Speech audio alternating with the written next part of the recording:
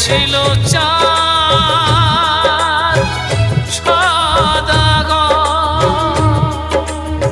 রামেশ্বর বানেশ্বর শিব, দেখে যাও চম্পকনগর, দেখে যাও চম্পকনগর।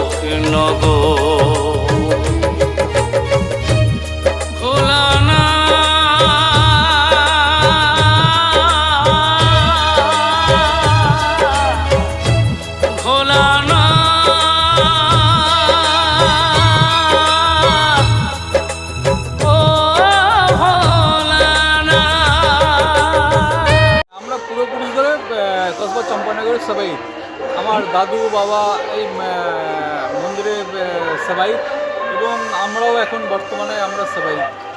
সাংস্কৃতিক তত্ত্ব বলতে এটা চাঁদ সদাগরে প্রতিষ্ঠিত শিব মন্দির। এটা চাঁদ সদাগর বলতে তখনকার যে পৌরাণিক যে ঘটনা, মা মনসা দেবীর যে ঘটনা, চাঁদ সদাগর ছিলেন বণিক। তো মা মনসা দেবীর যে ঘটনা আছে সেটা তো বেহুলা লক্ষিন্দরের যে ব্যাপারটা আছে সেটা হয়তো বলতে গেলে অনেক সময় লেগে যাবে। তো এখন সংক্ষেপে যদি বলতে হয়, এইটাই হচ্ছে সেই ইতিহাস প্রসিদ্ধ, এবং তার নিদর্শনও এখনও কিছু কিছু আছে।